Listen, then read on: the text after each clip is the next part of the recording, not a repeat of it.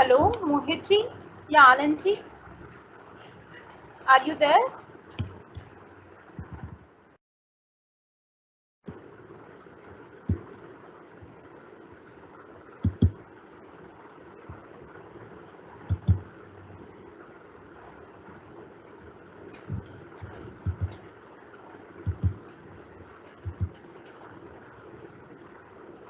Yes ma'am, good afternoon ma'am, आवाज आ रही है? आवाज नहीं आ रही है। मैम आप लाइव है, स्टार्ट कर दीजिए, आप लाइव है। ठीक है, okay, thank you.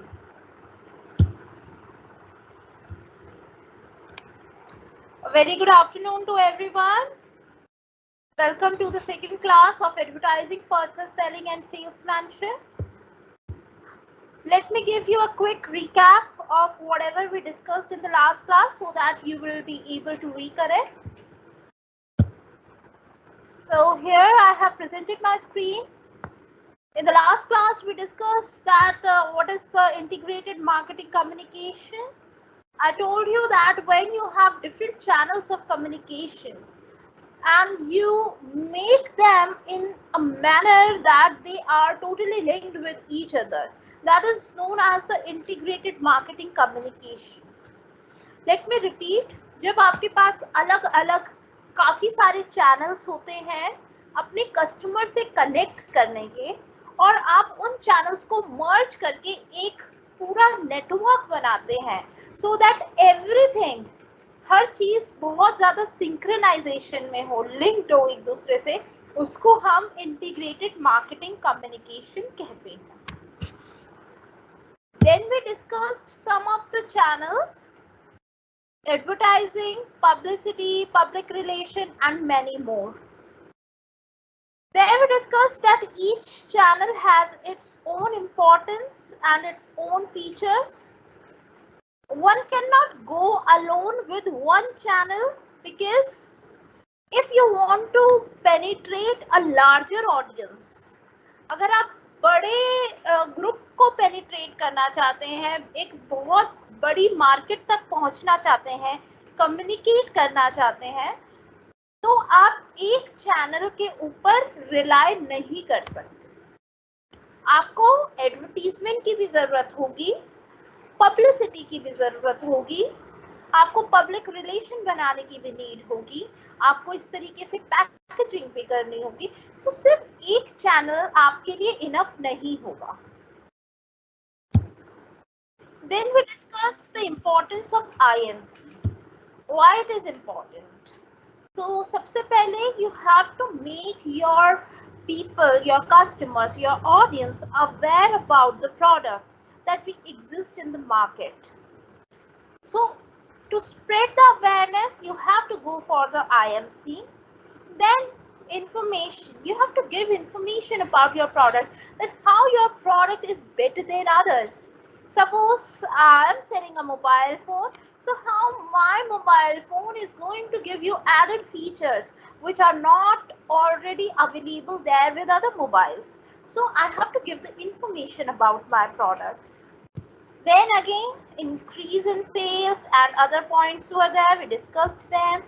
Then we discussed that what are the steps involved in forming the integrated marketing communication. So you have to follow these steps.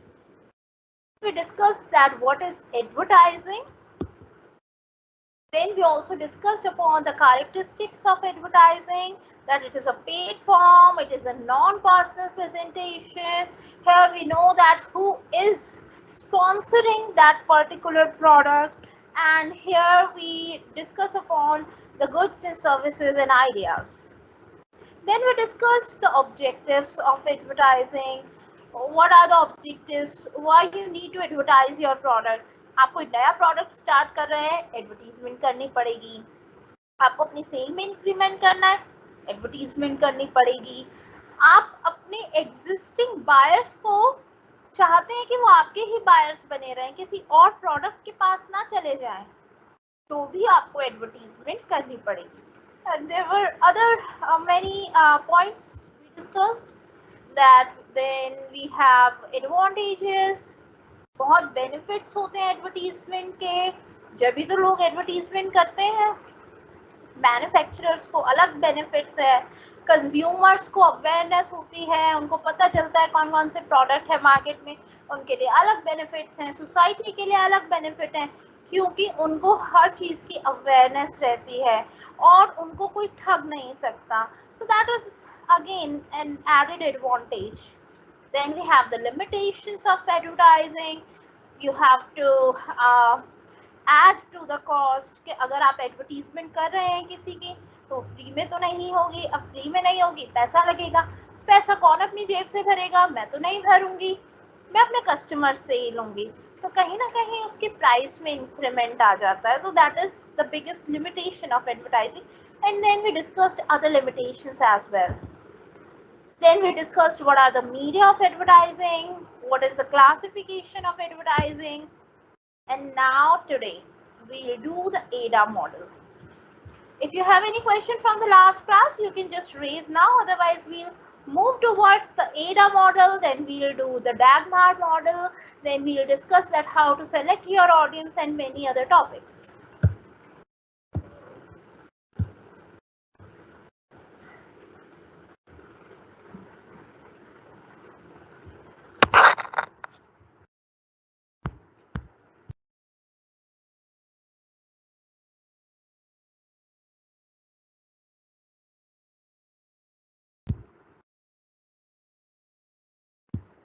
Now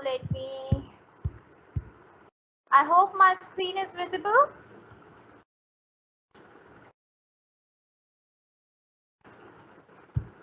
Okay, there is one question. Please explain the implementation and the product mix and the follow-up.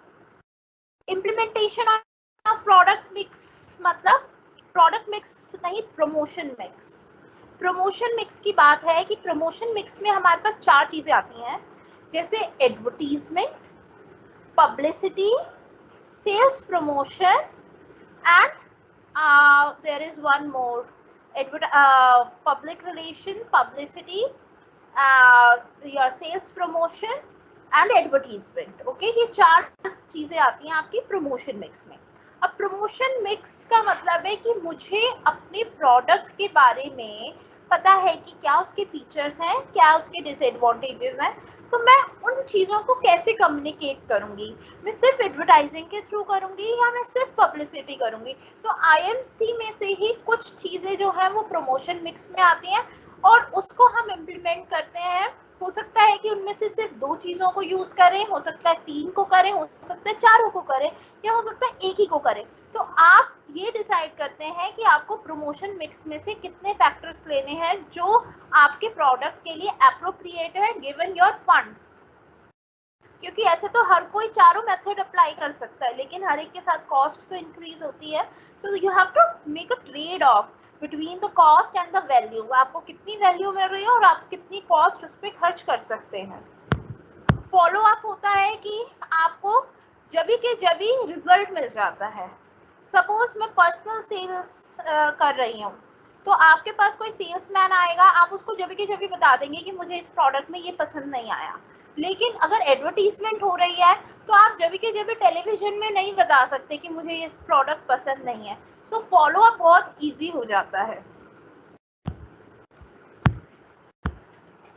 Now let's do the ADA model.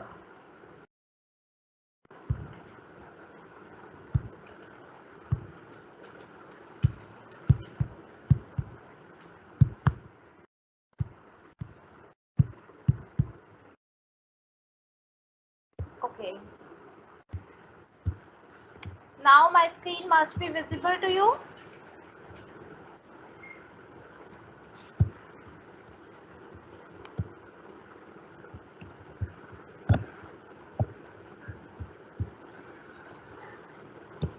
ADA model.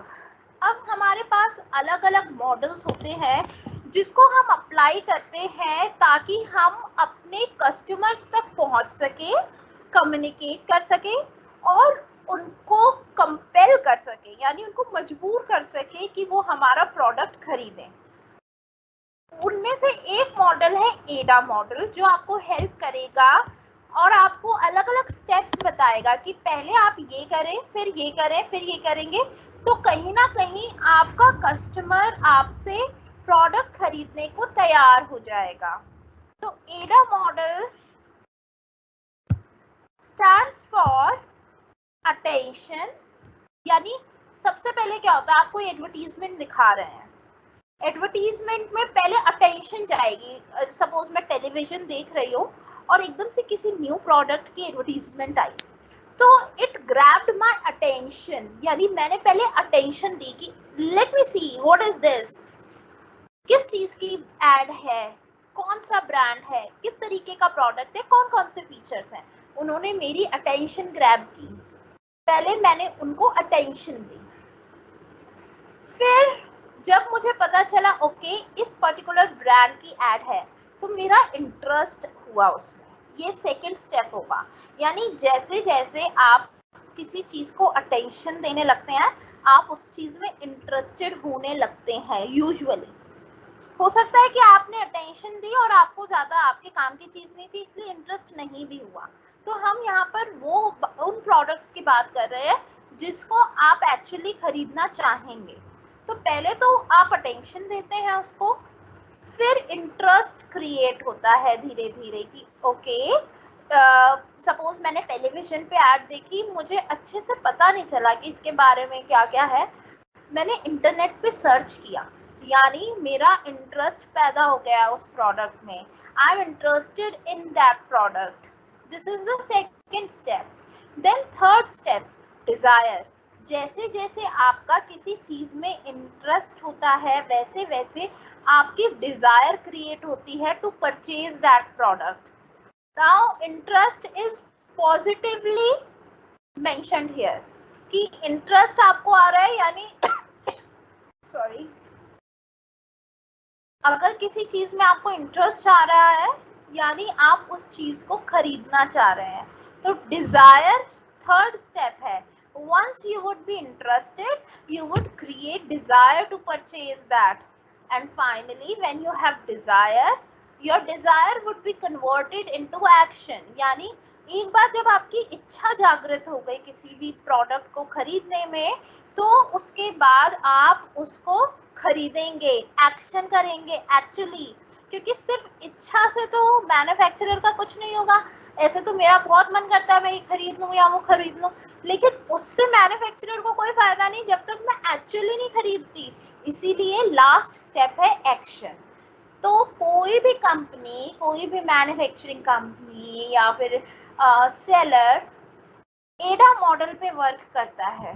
पहले वो आपकी attention grab करता है, फिर वो आपका interest जगाने की कोशिश करता है, फिर आप में डिजायर क्रिएट करता है उस चीज को खरीदने की, और फाइनली आप एक्शन में आते हैं।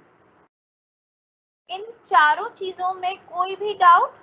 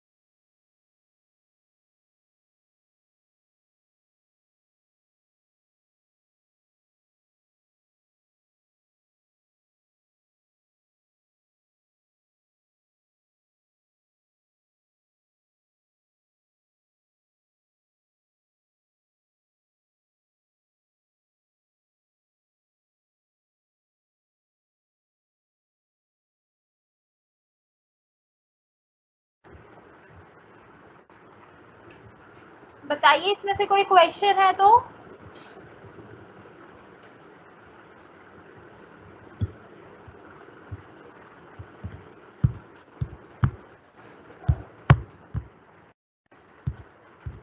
मैंने दोबारा शेयर किया है, आई hope it is visible now.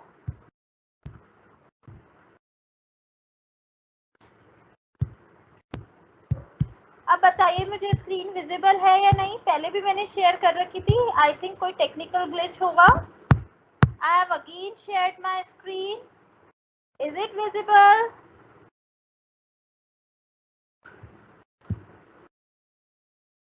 Is my screen visible?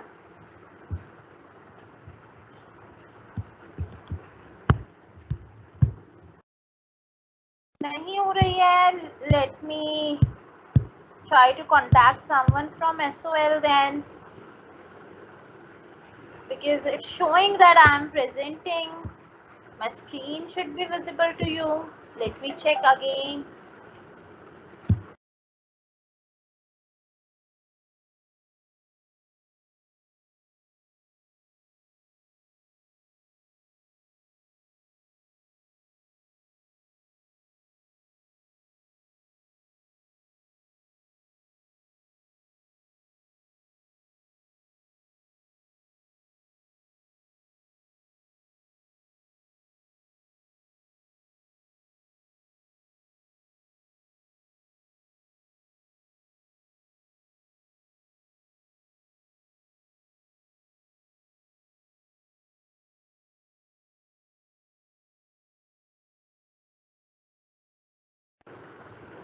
Am I audible?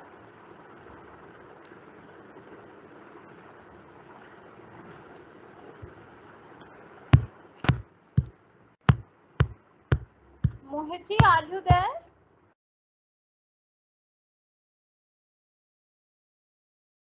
Mohit ji from SOL, are you there?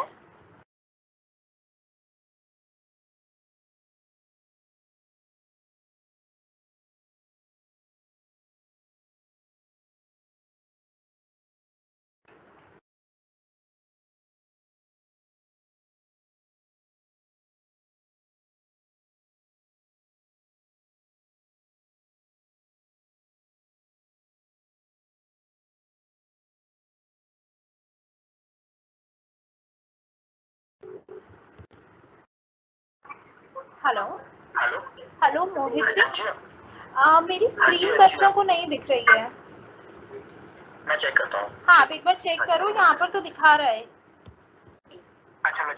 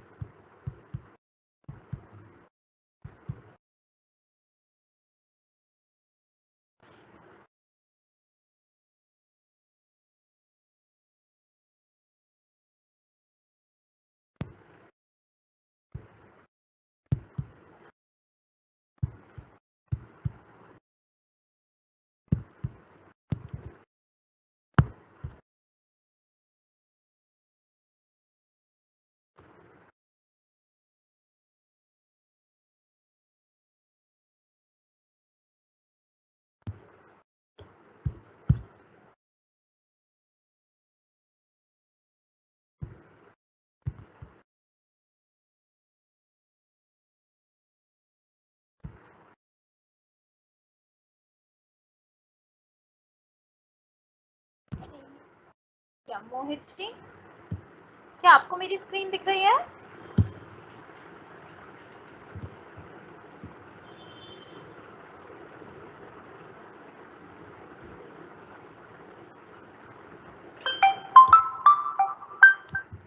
Hello.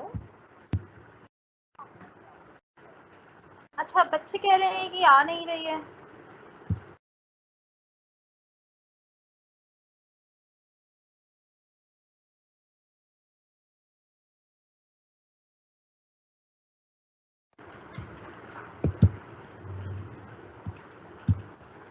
या students, my screen must be visible to you. अगर नहीं हो रही है तो आप पिन इन कर लो. हो सकता है आपने अपनी तरफ से पिन इन ना किया हो.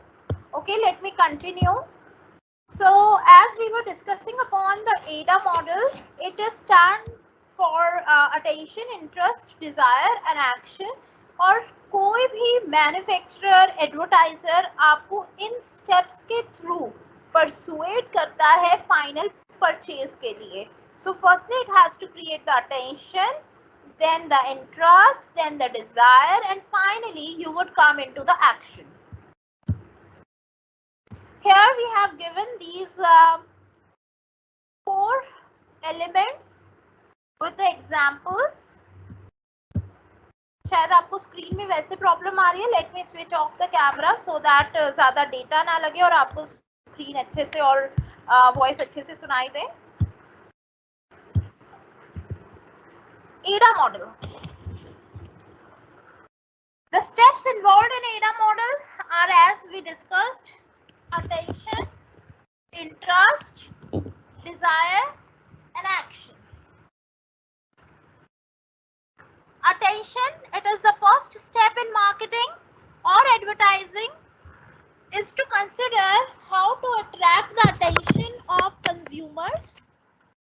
Interest, once the consumer is aware that the product or service exists in the market, the business must work on increasing the potential customers' interest level. So first of all, you have to create the attention. यानी पहले awareness तो हो, लोगों को पता तो चले कि आपका प्रोडक्ट मार्केट में है.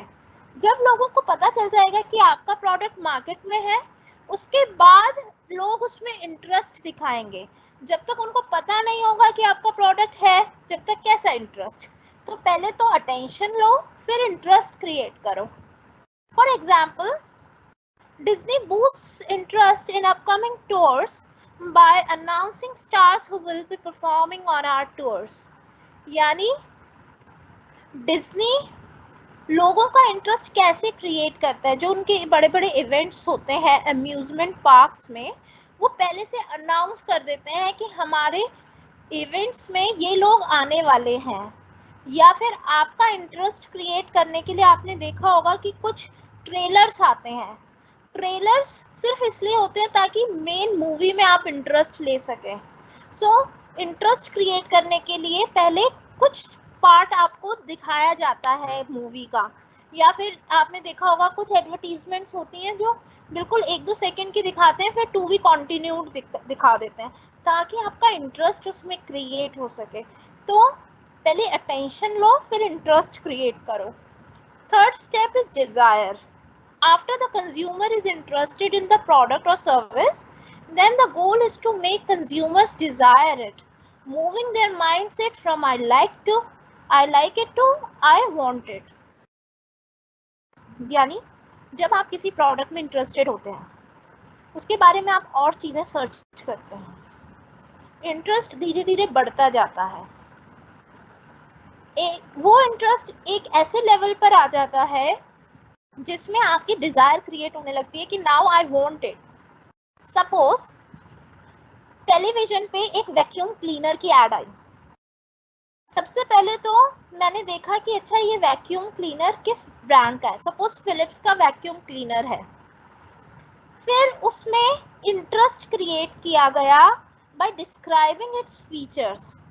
आई गॉट इंटरेस्टेड, लेकिन उसमें सारी चीजें नहीं बताई गई. Then I searched for the same product on internet कि क्या क्या इसके एडेड फीचर्स हैं. मैंने देखा कि इसके फीचर्स तो बहुत अच्छे हैं. At the same time it is low priced also, ज़्यादा पैसे नहीं लग रहे हैं. तो जहाँ मुझे पता चला, इंटरेस्ट के बाद मुझे पता चला कि इसके प्राइस भी ज़्यादा नहीं है और फीचर बहुत ज़्यादा अच्छे हैं, तो आई लाइक इट से वो आई वांट इट हो गया. मुझ में डिज़ायर क्रिएट हो गई कि मुझे ये खरीदना है. जब तक प्राइस की बात नहीं होती, जब तक हम खरीदने की बात नहीं कर सकते. तो डिज़ायर जब क्रिएट होती है जब आपको लगता है कि you can afford it. Like तो हम बहुत सारी चीज़ें कर सकते हैं. सपोज मुझे बुगाटी कार बहुत पसंद है या जैगवार कार बहुत पसंद है, बट उसका मतलब ये नहीं है कि आई वांट इट, क्योंकि I can not afford that. तो जो चीज़ आप अफोर्ड कर सकते हैं वही चीज़ आपकी डिज़ायर में क्रिएट होती है. For example, if the Disney stars for upcoming tour communicate to the target audience about how great the show is going to be, the audience is more likely to want to go. यानी खुद stars अगर आपको बताते हैं कि वो क्या क्या उसमें करने वाले हैं और कैसे ये ग्रेट शो होने वाला है, तो आपकी वो जो लाइकिंग है वो वांट में कन्वर्ट हो सकती है. तो इस स्टेप में लाइक को वांट में कन्वर्ट करना होता है. और लास्ट में action. The ultimate goal is to drive the receiver of the marketing campaign to initiate action and purchase the product or service. That means last में आप क्या चाहते हैं? सिर्फ want से भी कुछ नहीं होने वाला. मैं चाहती हूँ कोई चीज खरीदना, उससे भी मैन्युफैक्चरर को कोई फायदा नहीं है, मार्केटियर को कोई फायदा नहीं है, जब तक मैं एक्चुअली जाके उसको परचेज नहीं कर लेती. तो जब डिजायर या वांट को वो कन्वर्ट करते हैं एक्शन में, एक्शन में कन्वर्ट करने के लिए बहुत सारी चीजें करनी पड़ती हैं. ये अफोर्डेबल होना चाहिए, इजीली अवेलेबल होना चाहिए ताकि लोग खरीद सकें, पेमेंट इजीली होनी चाहिए. तो जब ये सारी चीजें आप कंप्लीट करते हैं तो फाइनली एक्शन होता है. Therefore AIDA model says awareness leads to interest, which leads to desire, and it finally leads to action.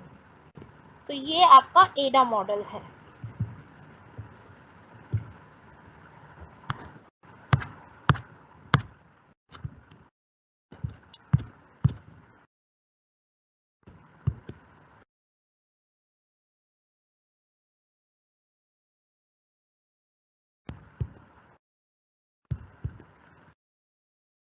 Let me again share my screen.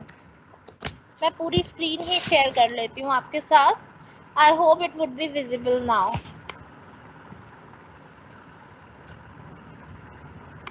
Is it visible?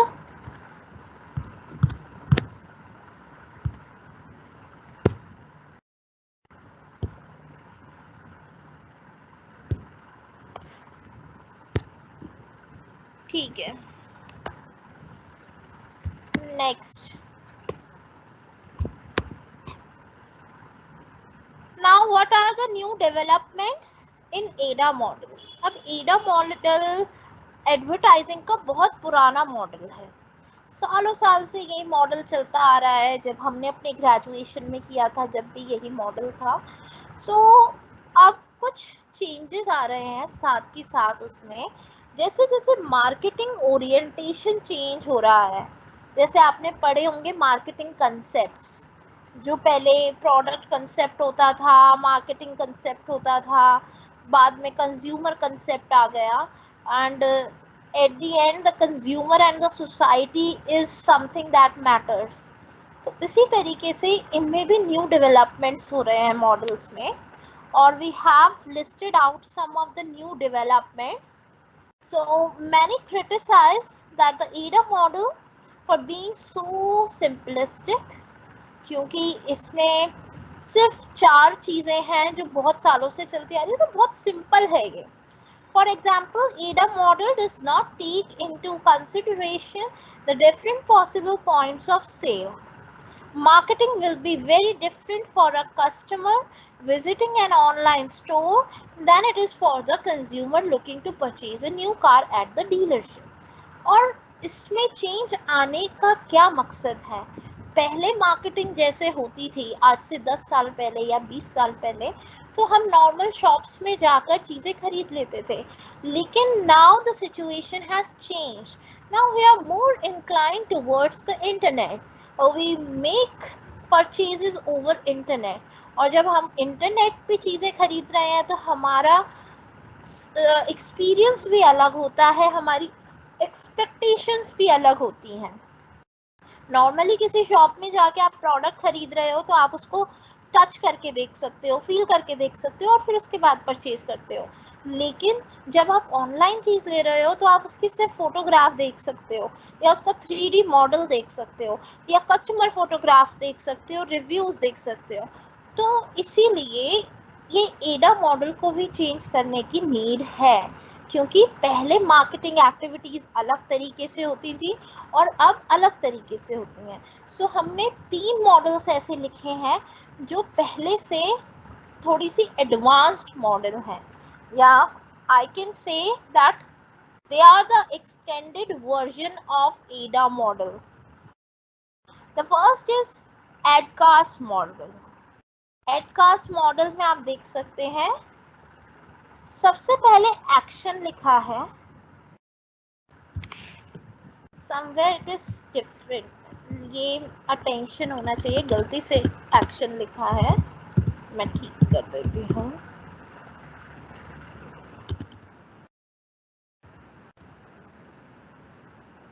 Yes, अब ठीक है। सबसे पहले अटेंशन ही होगा, action नहीं हो सकता है। अटेंशन क्रिएट कर रहे हो, फिर इंटरेस्ट क्रिएट कर रहे हैं, फिर डिजायर कर रहे हैं। यहाँ तक तो एडा मॉडल वाले ही 3 चीजें हैं।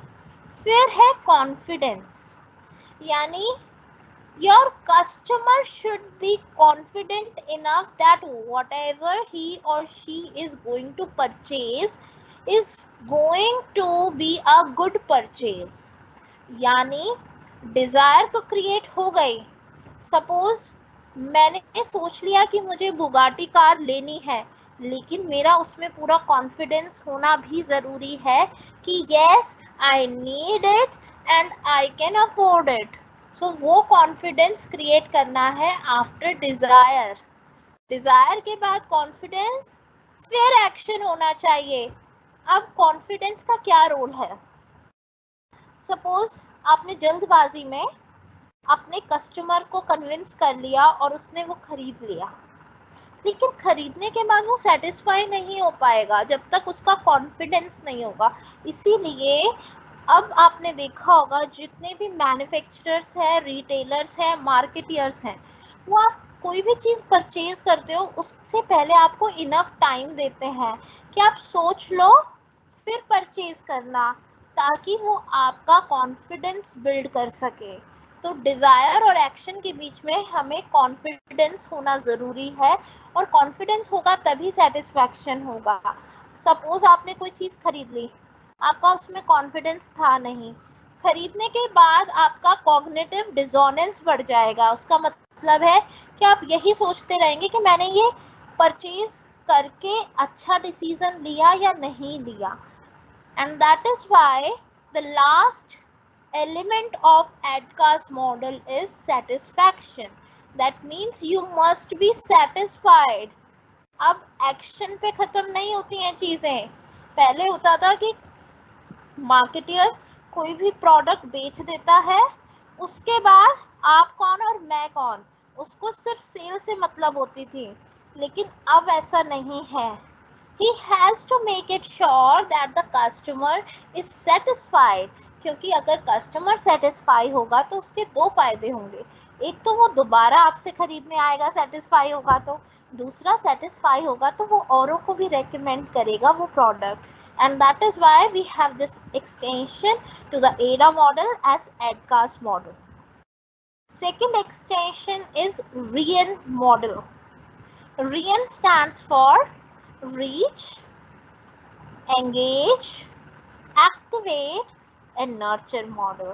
तो यानी पहले तो आपको कस्टमर तक पहुंचना है, अटेंशन की तरह ही।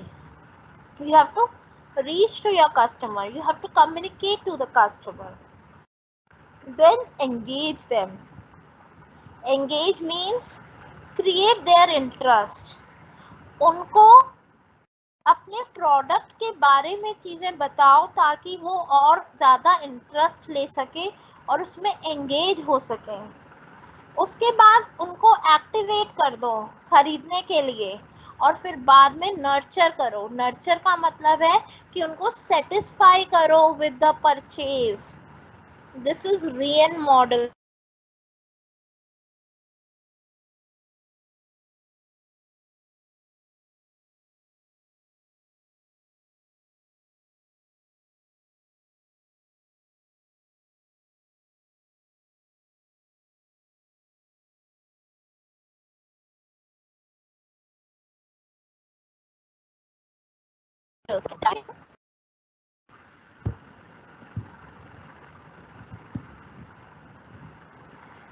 Give me a minute.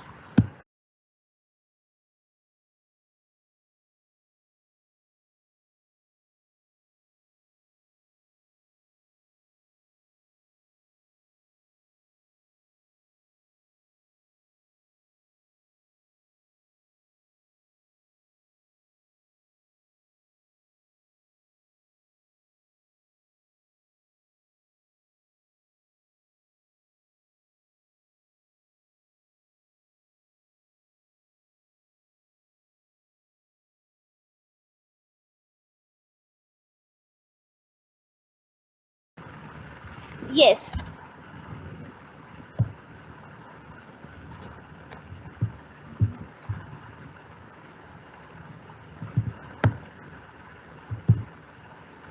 We were discussing about the third model, that is NADAS model.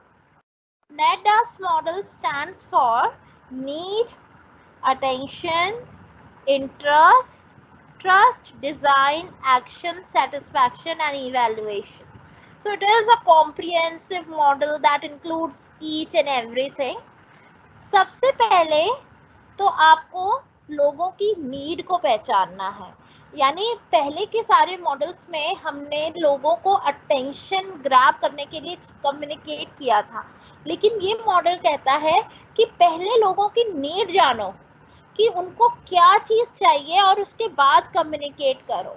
हो सकता है कि टेलीविजन पे 10 एडवर्टीजमेंट आती हो जिसमें से मुझे 2 या 3 प्रोडक्ट में ही इंटरेस्ट हो, तो इसीलिए पहले उनको टारगेट ऑडियंस देखनी ज़रूरी है कि किसको मेरे प्रोडक्ट की एक्चुअली नीड है, ताकि मैं सिर्फ उन्हीं को कम्युनिकेट कर पाऊँ।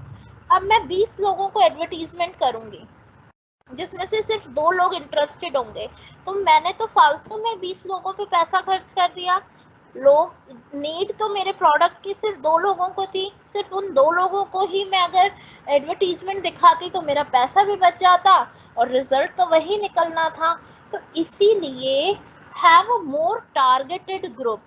So just sense about the need या फिर क्रिएट करो need, then grab the attention, then make them interested, then next create the trust। जो मैंने वहां ऊपर कॉन्फिडेंस बताया, यहाँ पे ट्रस्ट आ गया, वो सेम ही चीज है कि योर कस्टमर या prospect customer should have trust over you, कि उसको पहले ट्रस्ट होना चाहिए उस ब्रांड पे कि मैं जो खरीदने जा रहा हूँ वो जरूरी है।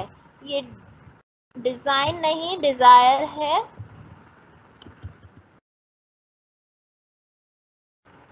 डिजायर, उसके बाद डिजायर क्रिएट करो, इंटरेस्ट के बाद ट्रस्ट करो, फिर डिजायर क्रिएट करो, फिर एक्शन पर आ जाओ। ये मैं आपको दोबारा नहीं बता रही हूँ क्योंकि मैंने आपको ये पिछले मॉडल्स में बता दिया है। इनका मतलब सेटिस्फैक्शन होना चाहिए लास्ट में।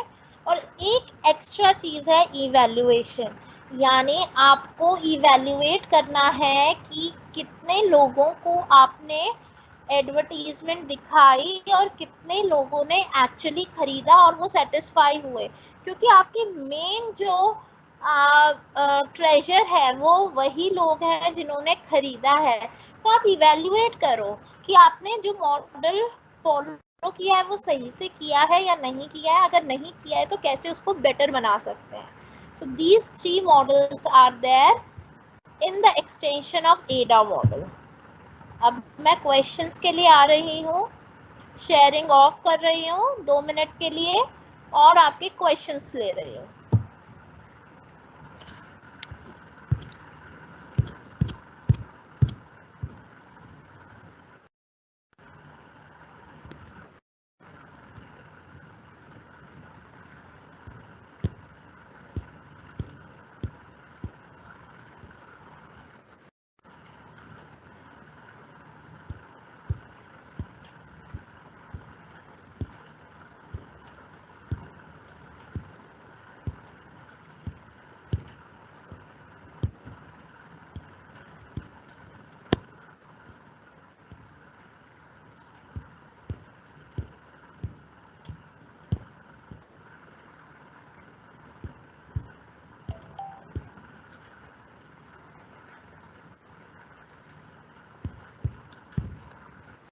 इस क्लास की पीपीटी का लिंक मैंने लास्ट क्लास में आपको दिया था, मैं आज दोबारा दे दूंगी अभी एंड में।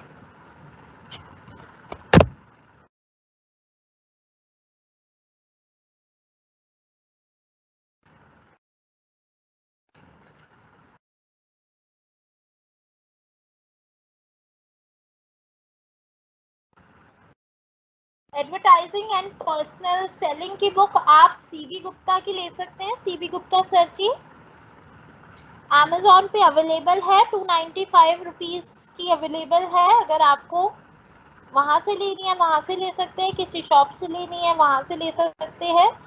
बुक का नाम है एडवर्टाइजिंग एंड पर्सनल सेलिंग और ऑथर का नाम है CB Gupta. C for Chennai, B for Bombay, Gupta. Okay, rayon model में आपको बता दूंगी, पीपीटी ये वाली शेयर हो जाएगी लास्ट में, क्लास के लास्ट के 10 मिनट्स में मैं आपके साथ पीपीटी शेयर कर दूंगी। हाँ, इसी पीपीटी में अवेलेबल है लास्ट क्लास का भी।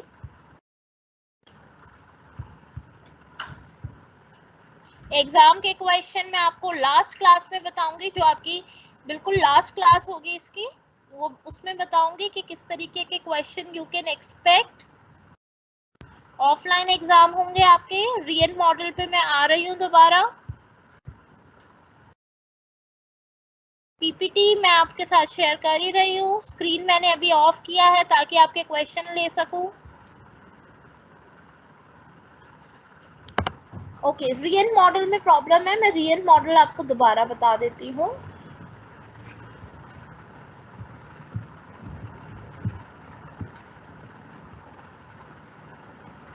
रियल मॉडल जो है, it stands for reach, engage, activate and nurture. अब रीच करने का मतलब यानी आप पहले उन लोगों तक पहुंचेंगे, यानी कम्युनिकेट करेंगे, फिर एंगेज करेंगे, यानी इंटरेस्ट और डिजायर दोनों एंगेज में आ जाएंगे। एक्टिवेट का मतलब है जब वो एक्शन में आने के लिए तैयार होंगे, उनको एक्टिवेट कर दिया। किसी भी सर्विस को एक्टिवेट करने का क्या मतलब होता है कि वो सर्विस आपके लिए अवेलेबल हो जाएगी। तो एक्टिवेट करेंगे आप अपने कस्टमर्स को ताकि वो प्रोडक्ट को खरीद सकें। और नर्चर का मतलब है कि आप उनको अच्छे अच्छे प्रोडक्ट्स दिखाएंगे, उसमें आप कुछ डिस्काउंट देंगे, कुछ गुडीज देंगे साथ में, ताकि वो हैप्पी रह सकें आपके प्रोडक्ट के साथ। नर्चर, किसी चीज को नर्चर करने का क्या मतलब होता है, उसकी देखभाल करना। तो आप अपने कस्टमर की देखभाल भी करेंगे ताकि वो सेटिस्फाई रहे, यानी आप उसको सर्विसेज देंगे। ऐसा नहीं कि एक बार प्रोडक्ट खरीद लिया, अपने घर चला गया, उसके बाद आपने पूछा ही नहीं कुछ, नहीं, उसको आप आफ्टर सेल सर्विसेज भी देंगे, आप उसको वारंटी भी देंगे।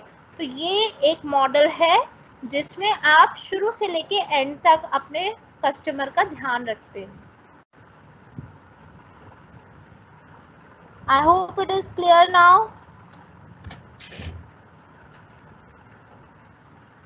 चलिए नेक्स्ट स्लाइड पे आते हैं। Now we will discuss the hierarchy of effects theory. The hierarchy of effects model is a model which tells advertisers to make an advertisement in such a way that the consumer goes through all the 6 stages, named awareness, knowledge, liking, preference, conviction and purchase. तो ये model जो है, देखो अब आप देखेंगे कि इन models में ज़्यादा डिफरेंस नहीं होता, सारे एक ही बात कह रहे होते हैं, उन थोड़े नाम अलग हो जाते हैं, स्टेजेस थोड़ी सी कॉम्प्रिहेंसिव कर देते हैं। वही 4 स्टेज में था एडा मॉडल में, यहाँ पे 6 स्टेजेस दे दी। All in all process same है।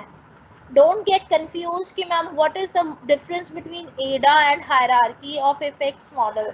their main thing is same, that you have to create the awareness and you have to compel them to purchase your product. लेकिन ये अलग अलग बंदे अलग अलग मॉडल्स लेकर आ जाते हैं और हमें वो मॉडल्स पढ़ने पड़ते हैं, ठीक है। तो इसमें कोई ज़्यादा डिफरेंस नहीं है, बस नेम अलग अलग है, स्टेप्स अलग अलग हैं, काम वही है। अब हायरार्की ऑफ इफेक्ट्स थियरी कहती है कि हर एडवर्टाइजर को अपनी एडवर्टीजमेंट इस तरीके से बनानी चाहिए ताकि हर कस्टमर इन 6 स्टेप्स से गुजरकर परचेजेस करे।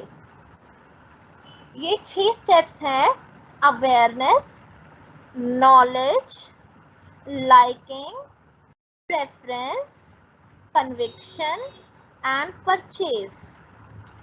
This model was created by Robert J. Levitt and Gary A. Steiner.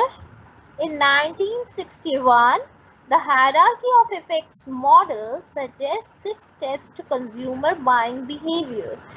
It is a theory of consumer buying behavior जो कहता है कि कंज्यूमर्स इन 6 स्टेप से गुजरकर कोई भी प्रोडक्ट खरीदने के लिए या फिर लास्ट में जो परचेज करता है या परचेज करने का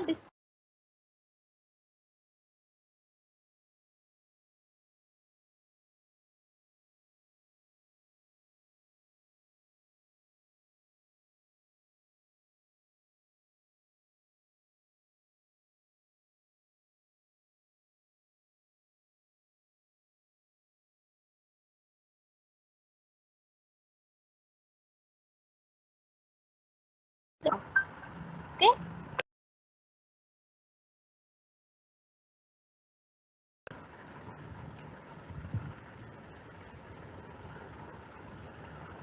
The hierarchy of effects model is created by Robert और ये 6 स्टेप से होकर गुजरते हैं.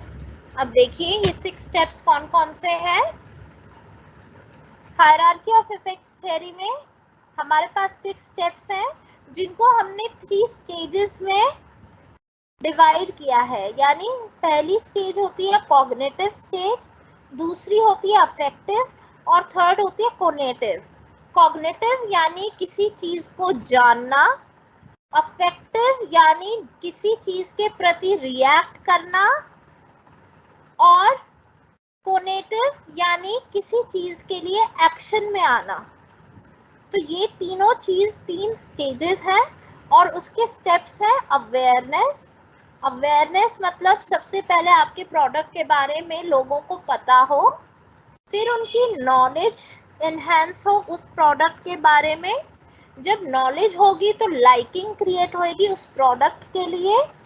फिर लाइकिंग के बाद वो प्रेफरेंस देंगे. प्रेफरेंस का मतलब है कि आपके प्रोडक्ट को ज्यादा लाइक करेंगे और दूसरे के प्रोडक्ट को कम लाइक करेंगे.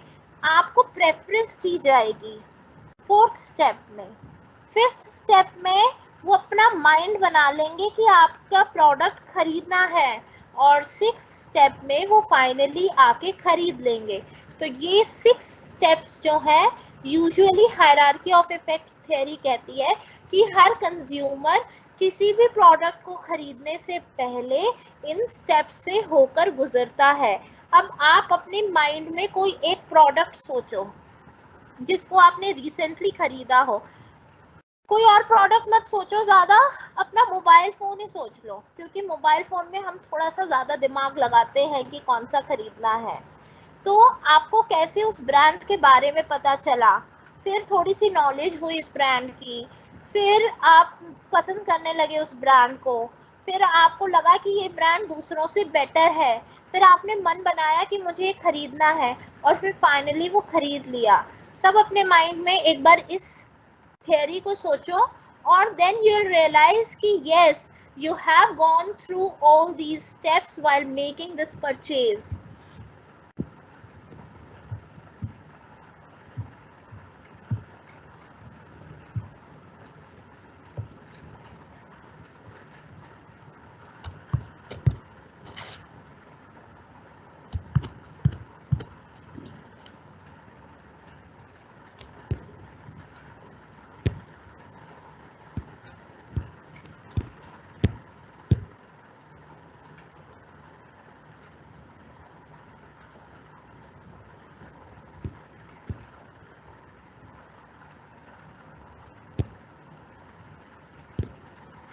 ओके, आई होप कि और कोई क्वेश्चन नहीं है. ये बुक्स वगैरह के बाद में हम देखेंगे क्वेश्चन. आप इसके बारे में सोचो अभी. Hierarchy of effects model.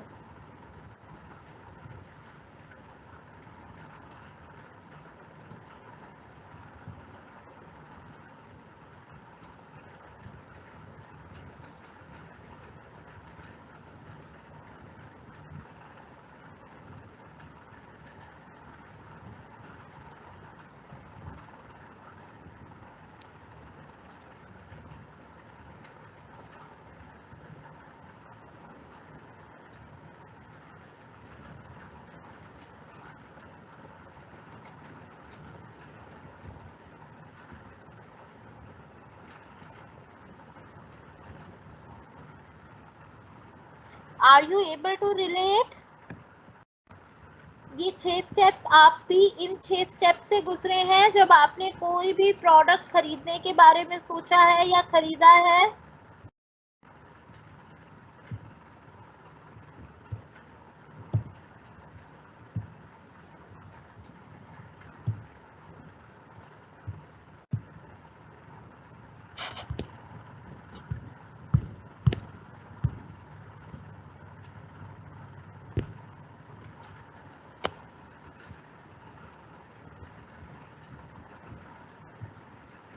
Cognitive stage का मतलब होता है जब हम किसी के लिए कॉग्निशन करते हैं। कॉग्निशन का मतलब है हम किसी चीज को जानने लगते हैं।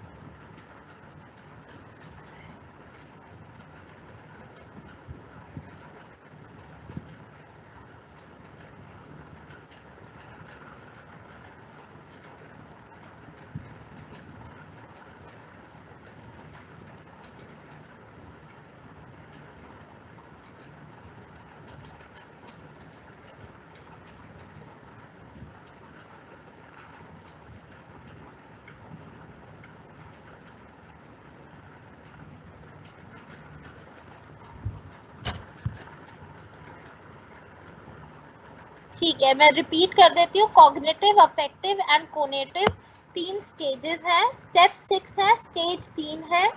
फर्स्ट स्टेज है कॉग्निटिव, जिसमें आप किसी चीज को जानने लगते हैं। अफेक्टिव, जब आपके माइंड पे असर होने लगता है कि it is better. And conative, जब आप एक्चुअली एक्शन में आते हैं।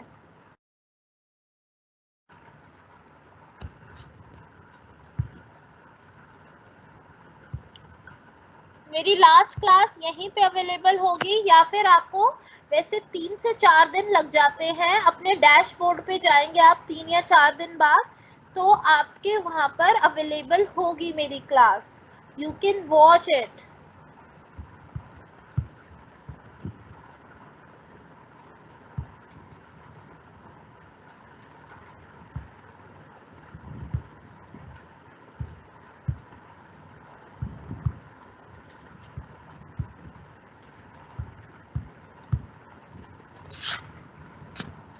कन्विक्शन का मतलब है जब आप श्योर हो जाते हैं कि मुझे ये चीज खरीदना है।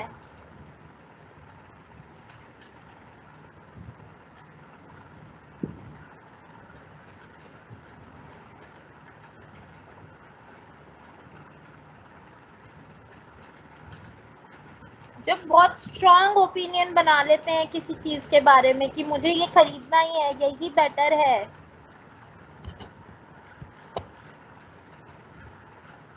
जब आपने मोबाइल फोन खरीदा होगा, शॉप पे गए होंगे, तो आपके माइंड में कन्विक्शन होगा कि मुझे ये वाला मॉडल ही खरीदना है।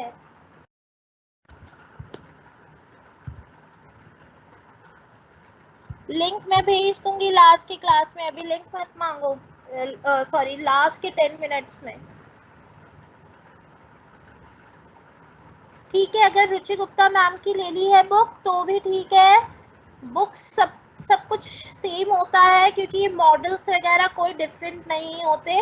थोड़ी बहुत लैंग्वेज का डिफरेंस होता है, लेकिन इंडियन ऑथर्स की सारी बुक्स इजी लैंग्वेज में है, तो आप कोई भी खरीद सकते हो, as far as it is covering your syllabus and the syllabus is already available with you.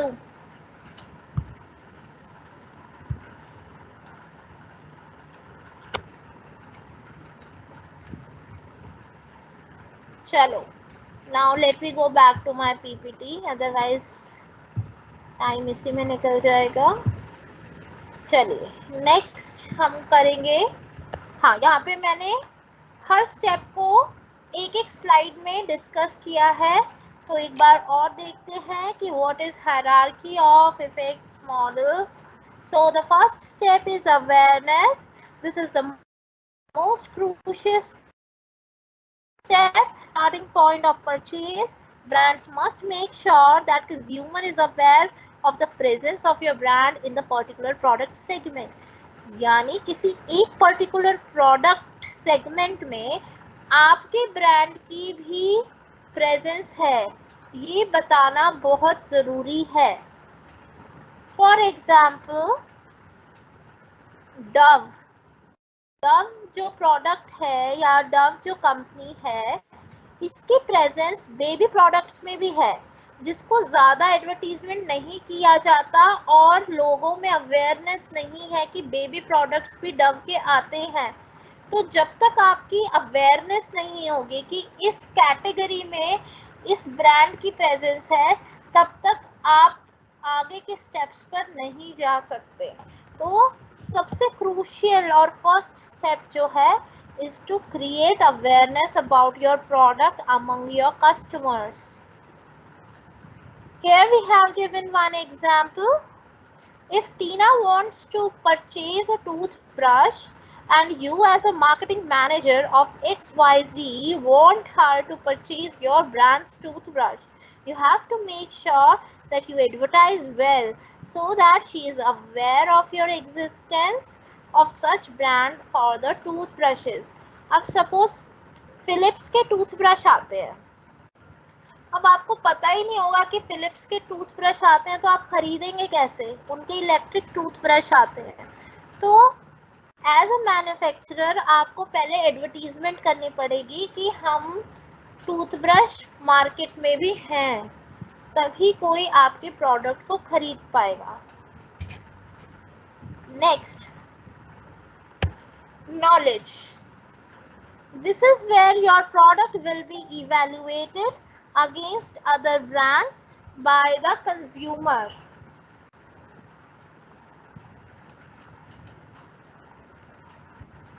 Make sure enough positive knowledge is available about your product through the internet. अब यहाँ पे जब नॉलेज क्रिएट करनी है, अभी तक तो मैंने लोगों को बताया कि मेरा प्रोडक्ट मार्केट में अवेलेबल है, लेकिन अवेलेबल होना इनफ नहीं है। लोगों को सिर्फ बताया कि प्रोडक्ट है तो जाकर खरीद थोड़ी लेंगे, जब तक उनको पूरी नॉलेज नहीं दी जाएगी इस प्रोडक्ट के बारे में कि इसकी क्या फीचर है, इसका क्या प्राइस है, इसका क्या फायदा है। So make sure enough positive knowledge, negative नहीं। Enough knowledge is available about your product through the internet, retail stores and the product package itself. तो वो नॉलेज कहाँ से मिलेगी? एक तो इंटरनेट से मिल जाएगी। सपोज मुझे फिलिप्स का टूथब्रश खरीदना है, ठीक है। अब उसके बारे में मुझे नॉलेज कैसे मिलेगी? जब मैं उसके बारे में सर्च करूँगी, तो मैं सर्च करके दिखाती हूँ तुम्हें।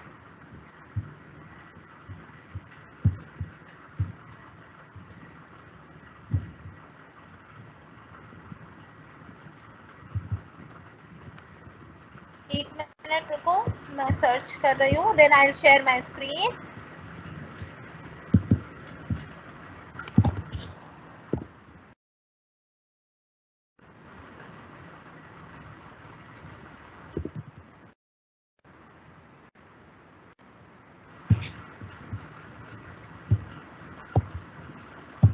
Now I am sharing my screen, और इस पे मैंने लिखा फिलिप्स का टूथब्रश। अब ये आया फिलिप्स का टूथब्रश, इलेक्ट्रिक टूथब्रश। इसकी नॉलेज यहाँ पर पूरी दी गई है, ये देखो। अगर ये नहीं होता तो पहले मैं सोचती कि मैं टूथब्रश खरीदूंगी फिलिप्स का, लेकिन उसकी जब नॉलेज कुछ मिलती नहीं मुझे इंटरनेट पे, तो मैं आइडिया ड्रॉप कर देती। और वो आइडिया ड्रॉप ना हो, इसीलिए a marketer has to make it sure that the knowledge is available may be on the internet और विद द रिटेलर्स। अगर मैं किसी शॉपकीपर के पास जाती हूँ जिसके पास इलेक्ट्रिक टूथब्रश है, तो वो उसके बारे में उसको पूरी नॉलेज होनी चाहिए कि ये टूथब्रश कैसे काम करता है, इसके क्या फायदे हैं। या तो वो मुझे नॉलेज देगा, या इंटरनेट देगा, या जो इसकी पैकेजिंग है वो देगी, ठीक है। तो अब देखो यहाँ पर इसके बारे में मैंने इस पे क्लिक किया, ये देखो। अब इसके बारे में सब कुछ फीचर्स आ जाएंगे कि सोनिक टेक्नोलॉजी है, स्लीक डिज़ाइन है, इसका डिस्क्रिप्शन आ गया, 2 मिनट्स का टाइमर है, एलईडी चार्ज इंडिकेटर है, 1 चार्ज 10 दिन तक चलता है, ये सारा इसका डिस्क्रिप्शन आ गया। अगर ये नहीं आता तो मैं इसको नहीं खरीदती, लेकिन अब जब इसके बारे में इंफॉर्मेशन अवेलेबल है, प्राइस इसका अवेलेबल है, 1874 रुपीज़ का है ये, तो now I can think of purchasing this toothbrush. Okay, तो सेकेंड स्टेप में आप you have to make sure कि आपके प्रोडक्ट के बारे में पूरी नॉलेज दी जा रही है कस्टमर को या नहीं, इसलिए मैंने आपके साथ ये स्क्रीन शेयर की है. Now let me go back to PPT.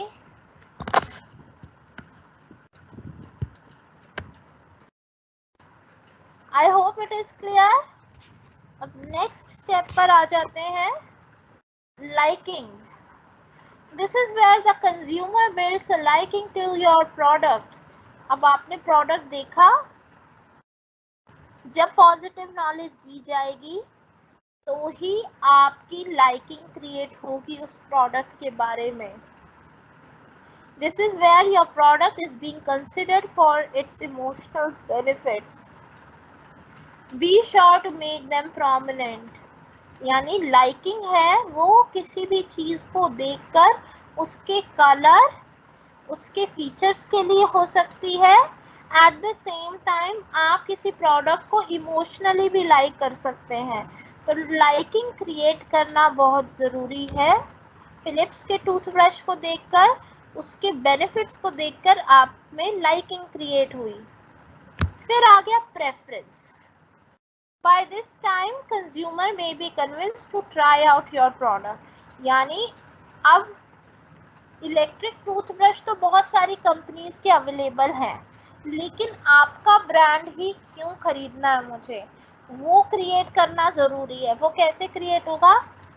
आप डिस्काउंट दे सकते हो, आप कंपैरिजन कर सकते हो कि कैसे मेरा प्रोडक्ट दूसरे से बेटर है. फिर कन्विक्शन आ गया. कन्विक्शन में यानी जब आप डिसाइड कर लेते हैं माइंड में कि यस मुझे तो फिलिप्स ही खरीदना है क्योंकि मैंने बाकी सबसे कंपेयर करके देखा और यही मुझे बेस्ट लगा, ये ज़्यादा फीचर्स भी देता है, ये कम प्राइस में भी है. Conviction, when you have strong feeling in your mind to purchase that product and finally you would purchase it. So ये steps जो है ये हम usually follow करते हैं. कोई छोटा प्रोडक्ट होता है जिसमें ज़्यादा पैसे नहीं लगते, जैसे आपको ब्रेड खरीदनी है, मैगी खरीदनी है, बटर खरीदना है, उसमें हम इन ज़्यादा स्टेप्स में नहीं जाते. लेकिन जहाँ पे थोड़ा ज़्यादा पैसा इन्वॉल्व होता है और जो ड्यूरेबल प्रोडक्ट होता है उसमें हम इन स्टेप्स को फॉलो करते हैं. Now let me stop again sharing और आपके क्वेश्चंस लेते हैं हायरार्की ऑफ इफेक्ट्स मॉडल के.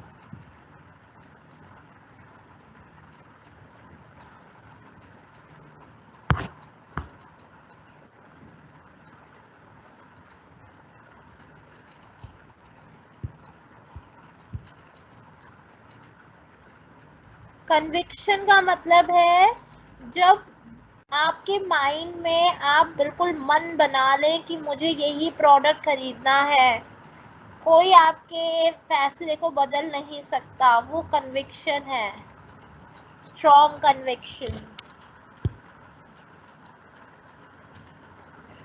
बुक जो है आप सीबी गुप्ता सर की ले सकते हो, मैंने बताया था, मैं लास्ट में पब्लिश कर दूंगी, मैं बुक का नाम पब्लिश कर दूंगी, लिंक शेयर कर दूंगी, पीपीटी उस पर शेयर हो जाएगी। ये लास्ट के 10 मिनट्स में करेंगे, क्लास के बीच में नहीं।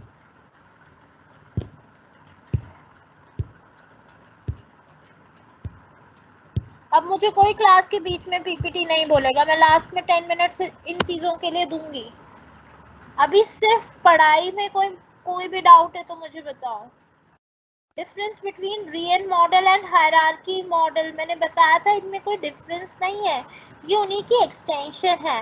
रियल मॉडल में वो कहता है कि आप एक्टिवेट करो लोगों को और फिर नर्चर करो यानी उनको खुश रखो। हायरार्की मॉडल में ये सीधा परचेजेस के साथ खत्म हो जाता है, यहाँ पे कोई नर्चरिंग नहीं हो रही, बस एक बार प्रोडक्ट खरीदा बस tata bye bye.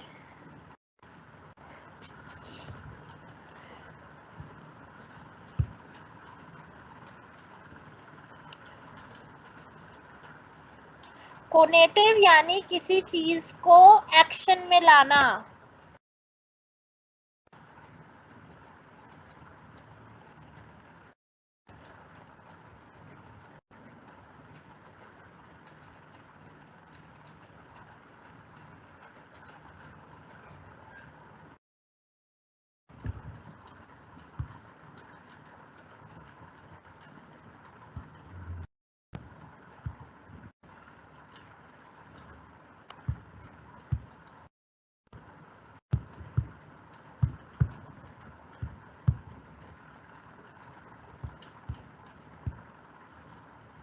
Hindi medium की बुक मुझे किसी से पूछकर बतानी पड़ेगी, मैं आपको पूछकर नेक्स्ट क्लास में बता दूंगी। हिंदी मीडियम की I really don't have any idea, तो बट नेक्स्ट क्लास में मैं आपको पक्का बता दूंगी Pinky.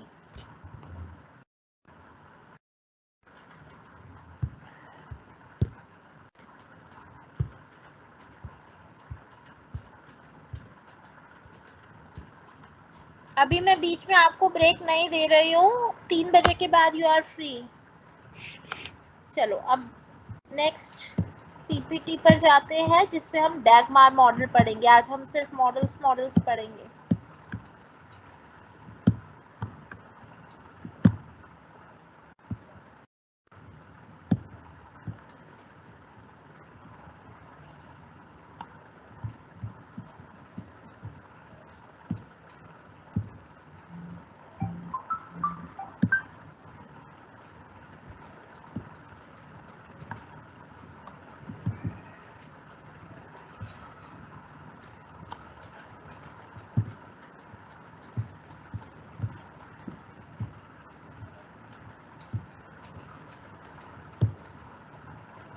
I hope my this PPT is visible. मैं दूसरी पीपीटी पर आ गई हूँ।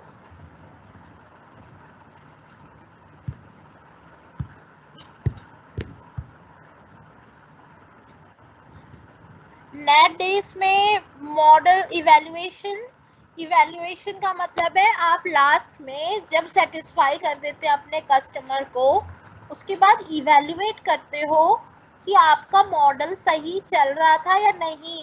ऐसा तो नहीं था कि 20 लोगों को अवेयर करने के बाद सिर्फ एक ही परचेज हुई, तो यानी कहीं ना कहीं आपके मॉडल में प्रॉब्लम है और आपको उस पर काम करने की ज़रूरत है। तो इवैल्यूएशन किसी भी चीज़ का होता है, जैसे हम आपका एग्ज़ाम लेते हैं वैसे ही आप इवैल्यूएट करते हो कि आपका प्रोसेस सही चला या नहीं चला।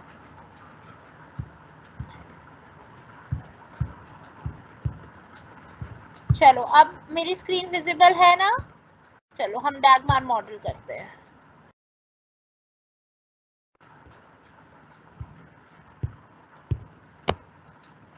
सिलेबस में आपके एडा मॉडल है, लेकिन ये जो मैंने आपको बताया वो उसकी एक्सटेंशन है, तो सिर्फ एडा भी पढ़ सकते हो, लेकिन ये पढ़ लोगे तो ज़्यादा बेटर है। सिर्फ सिलेबस तक क्या करोगे, आपको ज़्यादा नॉलेज होनी चाहिए। चलो अब हम डैगमार मॉडल पढ़ेंगे। अब ये भी सारी चीजें सेम है इसमें। Dagmar approach. Dagmar is a marketing expression that stands for defining advertising goals for measured advertising results. It is a marketing tool to compute the results of the advertising campaign. यानी किसी भी advertisement campaign को हम जब चलाते हैं, आप कोई भी एक प्लान बनाते हैं। Let me take this example. Suppose आपने अपने बीकॉम को पास करने के लिए, अब आपका जो फाइनल सेमेस्टर चल रहा है उसमें आपने प्लान बनाया कि आप एक दिन में 6 घंटे पढ़ेंगे और आप ये बुक्स लेंगे और आपने पूरा स्टडी प्लान बना लिया अपने लिए। अब 1 महीने की पढ़ाई के बाद आप उसको मेजर करेंगे कि कितना सही चल रहे हैं आप और कितना नहीं चल रहे हैं। तो जब भी किसी चीज़ को प्लान बनाते हैं आप, तो उसके बाद उसके रिजल्ट्स को मेजर करना भी बहुत ज़रूरी होता है ताकि आप आगे चलकर और बेटर प्लान बना सकें। तो सिमिलरली डैगमार अप्रोच क्या कहती है? ये कहती है कि एडवर्टाइजिंग गोल्स को हमें डिफाइन करना ज़रूरी है ताकि हम बाद में उनके रिजल्ट्स को मेजर कर सकें। यानी मैंने सपोज कोई एडवर्टीजमेंट कैंपेन चलाई, वो एडवर्टीजमेंट कैंपेन में हम सपोज मैंने सोचा ही नहीं कि मैं क्या चाहती हूँ उससे, मैंने ऐसी कोई एडवर्टीजमेंट बना दी। अब बाद में जो इसके रिजल्ट्स आएंगे उसको मैं कैसे मेजर करूँगी? तो बाद में कुछ इस तरीके की सिचुएशन ना आए, इसीलिए मैं पहले से एडवर्टीजमेंट कैंपेन बनाने से पहले सोचूंगी कि जो मेरी एडवर्टीजमेंट है वो इस तरीके से टारगेट करनी चाहिए ताकि मेरी ओवरऑल सेल्स जो है वो 10% बढ़ जाए। अब मेरी सेल 10% बढ़ जाए, उसके लिए मुझे क्या करना होगा? एक अलग से एडवर्टीजमेंट कैंपेन बनानी होगी, लोगों तक पहुंचना होगा और मुझे फ़ायदा रहेगा बाद में, क्योंकि मैं फिर जब एडवर्टीजमेंट कैंपेन हो जाएगी 6 महीने बाद मैं मेजर कर पाऊंगी कि 10% इंक्रीमेंट हुआ या नहीं हुआ। अगर मैं पहले ही कोई गोल नहीं सोचूंगी तो मैं रिजल्ट को कैसे मेजर कर पाऊंगी? अनदर एग्जाम्पल, सपोज आप सोचते हैं कि आपको बीकॉम जो पास करनी है वो 70% मार्क्स के साथ करनी है। अगर आप 70 मार्क्स का क्राइटेरिया नहीं रखोगे तो धीरे धीरे चलता रहेगा, 50 भी आएंगे, 60 भी आएंगे, आप खुश रहेंगे। लेकिन जब आप पहले से गोल सेट कर लेंगे तो बाद में आप अपने रिजल्ट को मेजर कर पाएंगे। सपोज आपके 65 मार्क्स आए, 70 आपने सोचे थे, तो आपको पता चल जाएगा कि कहीं ना कहीं थोड़ी कमी रह गई, मैंने तो 70 सोचे थे, 65 ही आए, ताकि आप जब नेक्स्ट अपने पीजी में ज़्यादा ध्यान दे पाएंगे। तो इसी तरीके से डैगमार अप्रोच भी यही कहती है कि हर एडवर्टाइज़र को पहले से गोल सेट कर लेना चाहिए ताकि वो बाद में रिजल्ट को अच्छे से मेजर कर पाए। समझ आया आपको?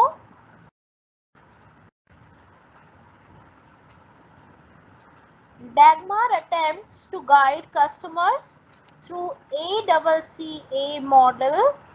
According to this approach, every purchase encounters 4 steps: awareness, comprehension, conviction and action. यानी डैगमार जो कहती है कि हर कोई परचेज इन 4 स्टेप से होकर गुजरती है। पहले अवेयरनेस होता है, ये मॉडल में आपको पहले के जो सारे मॉडल हैं वही है, ये बस टर्म्स अलग हैं, मतलब वही है। पहले अवेयरनेस होता है, फिर कॉम्प्रिहेंशन होता है, कॉम्प्रिहेंशन यानी किसी के प्रति इंटरेस्ट होना, फिर कन्विक्शन होता है यानी माइंड में बना लेना कि ये प्रोडक्ट खरीदना है, और फिर एक्शन होता है जब आप फाइनली वो खरीद लेते हैं। Dagmar method is established technique of creating effective advertising. ठीक है, 2 मिनट का ब्रेक दे रही हूँ, मैं भी पानी पी लेती हूँ, आप भी पी लीजिए, और फिर उसके बाद हम दोबारा इसको कंटिन्यू करेंगे। Only in 2 minutes.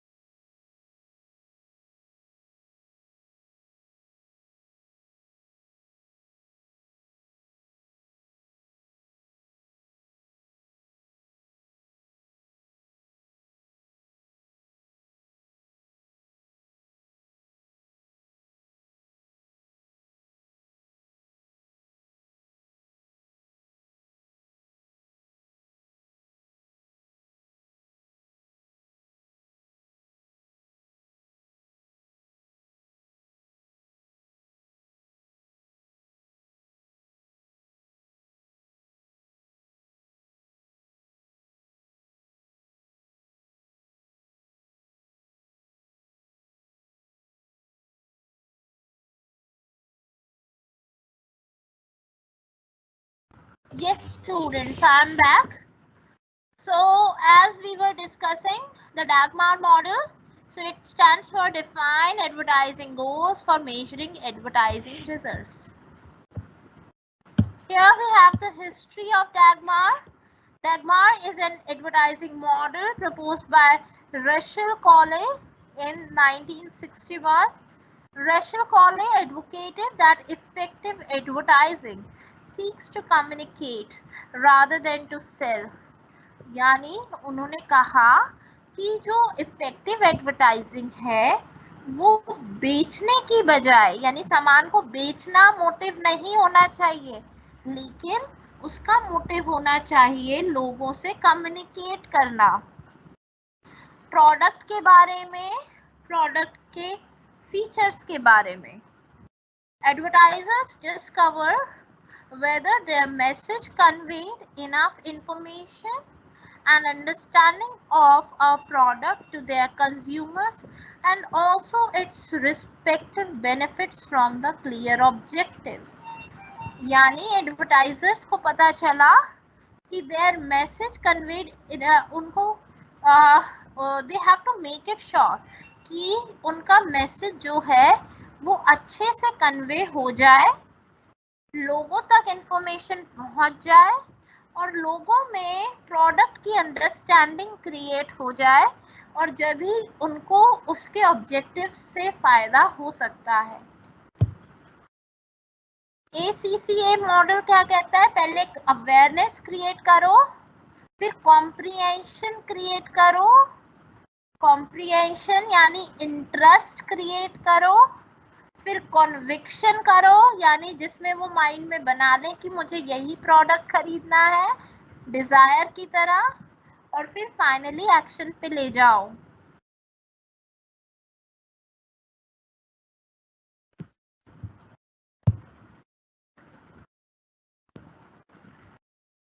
Awareness of the existence of the product or service is needful before the purchase behavior is expected.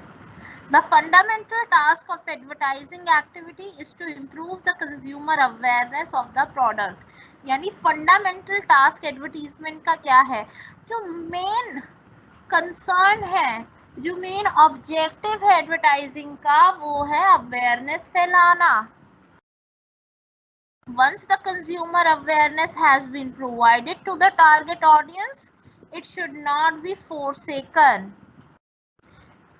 जब एक बार कंज्यूमर अवेयरनेस टारगेट ऑडियंस तक पहुंच गई तो वो बाद में किसी और से रिलेटेड नहीं, यानी आपने एक बार अवेयरनेस पहुंचा दी उसके बाद वो वापस नहीं हो सकता कुछ भी।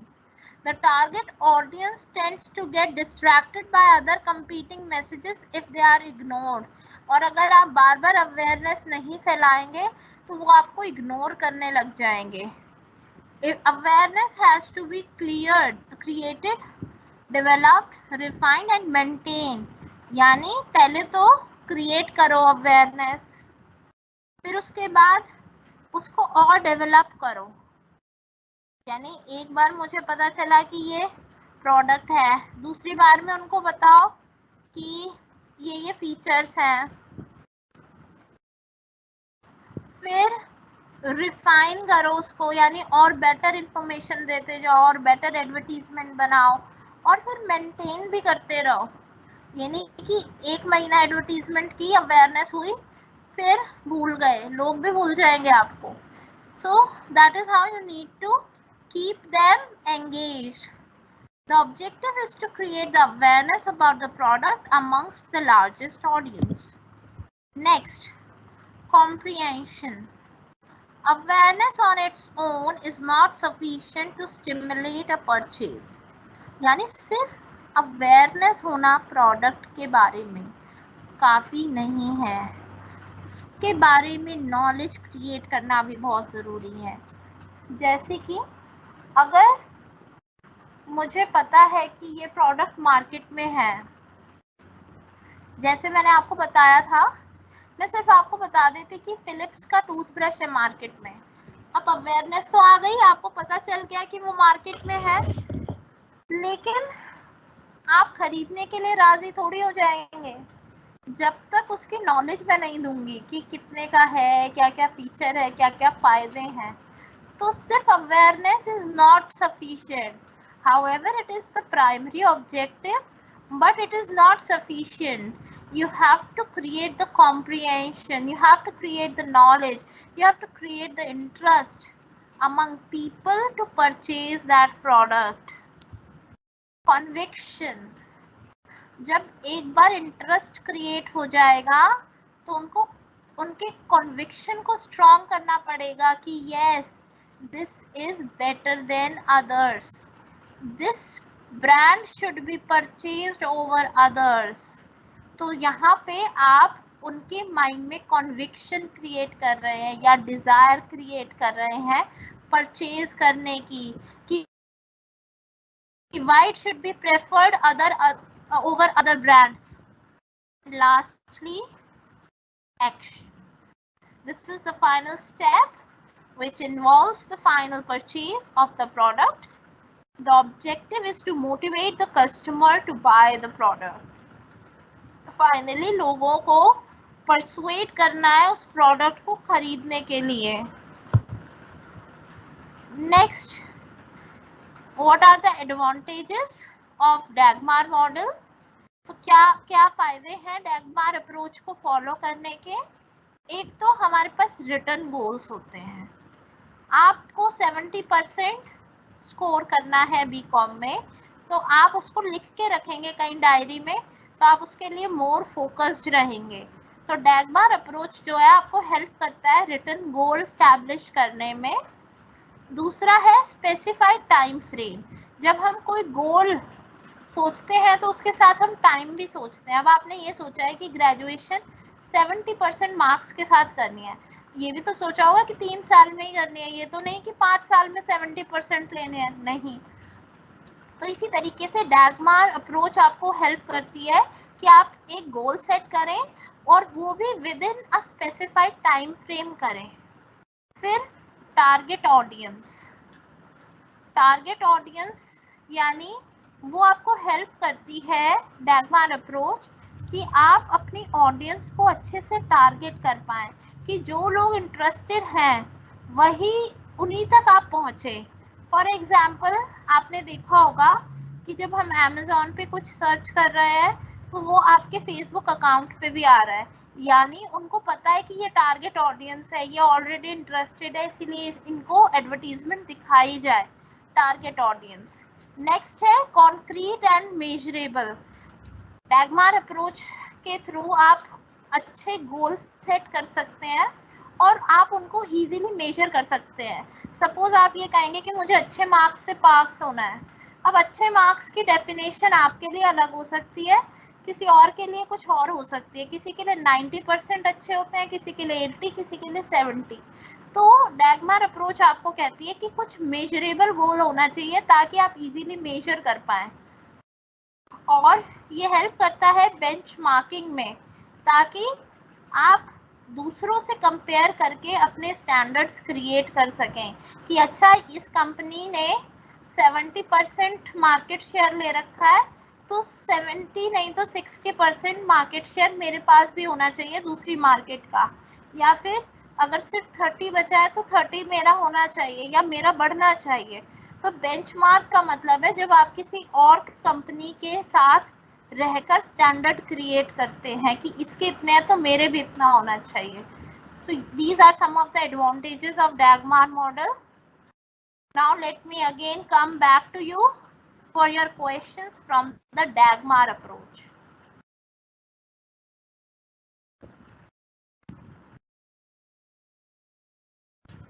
हाँ, ये पीपीटी भी मैं सेंड कर दूंगी।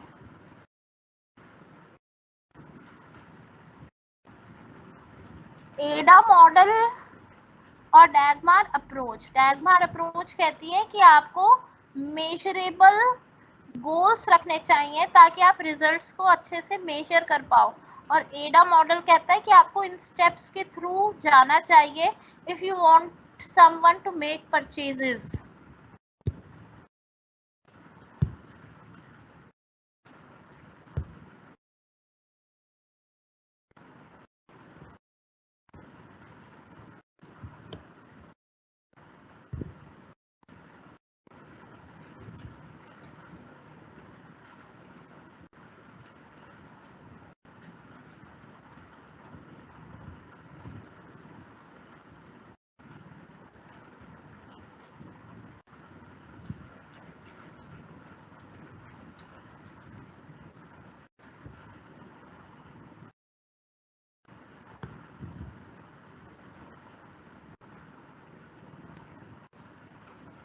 ACCA stands for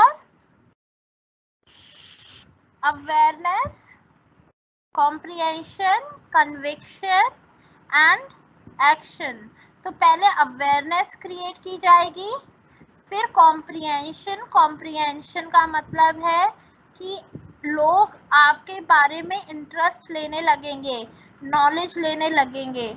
फिर उसके बाद कॉन्विक्शन क्रिएट किया जाएगा, जब लोगों को लगेगा कि हाँ मैंने फैसला ले लिया है, ये वाला प्रोडक्ट अच्छा है।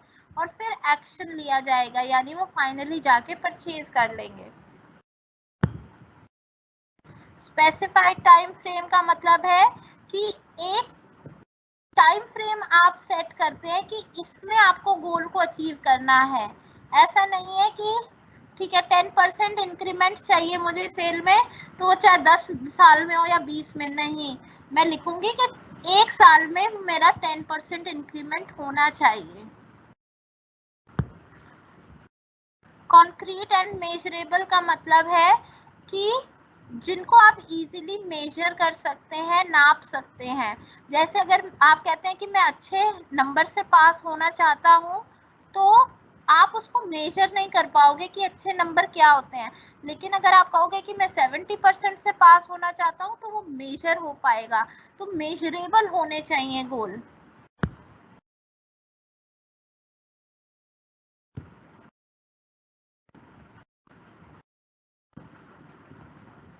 डैगमार एक अप्रोच है, ACCA एक मॉडल है।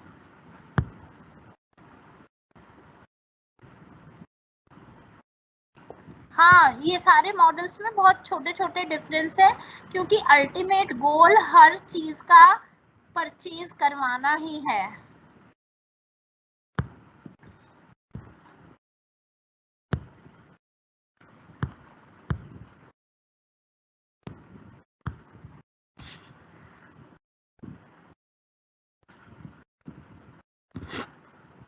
बेंचमार्क्स का मतलब है किसी और कंपनी को बेस बना के अपने टारगेट को सेट करना। सपोज आप अपनी क्लास में देखते हैं कि हाईएस्ट टॉपर के कितने मार्क्स आए हैं, और उसके हिसाब से अपने मार्क्स को सेट कर लेंगे, वो बेंचमार्किंग है। डिग्री ऑफ चेंज सॉर्ट, यानी जितना भी चेंज आया, सपोज टॉपर के थे 80% मार्क्स, आपने सोचा कि आपके भी 80% आने चाहिए, लेकिन आपके आए 75, तो जो चेंज है वो कितना चेंज है, कितनी डिग्री चेंज है।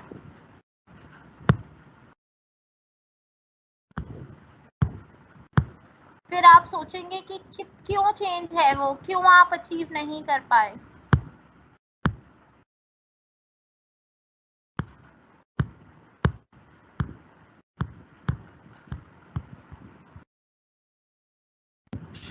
ये डैगमार मॉडल नहीं है, डैगमार अप्रोच है। ACCA मॉडल है, ACCA मॉडल के ऊपर डैगमार अप्रोच काम कर रही है।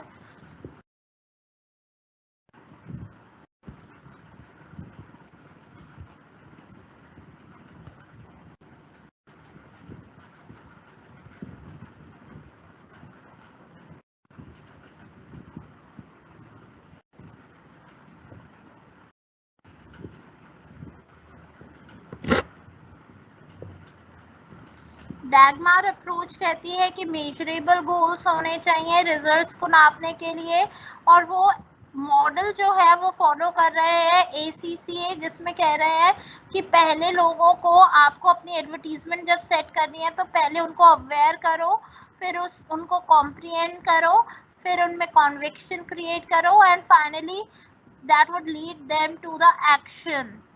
और जब आप उसको मेजर करेंगे, जब वो एक्शन में कन्वर्ट हो जाएगा।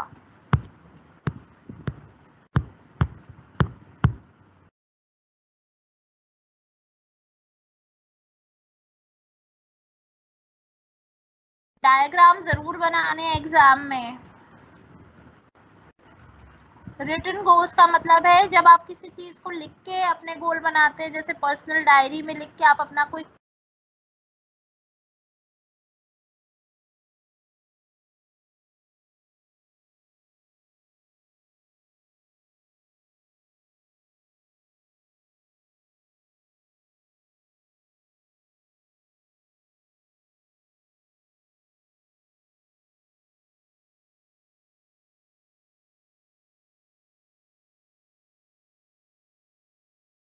हेलो कौन, आई hope it is clear. Model है, मॉडल जो है, मॉडल का मतलब होता है कि किसी एक चीज को अचीव करने के काफी सारे तरीके हो सकते हैं। उनमें से कुछ मॉडल्स मैंने आपको बताए जो ऑलमोस्ट सेम है।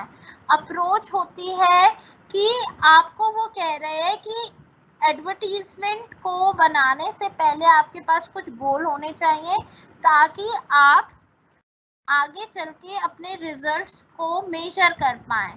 तो वो मॉडल नहीं है, वो कुछ पाथ नहीं बता रहे आपको, वो आपको एक फिलॉसफी बता रहे हैं। मॉडल है जिसमें आपको पाथ बताया जाता है कि कहाँ तक पहुंचना है, कैसे पहुंचना है।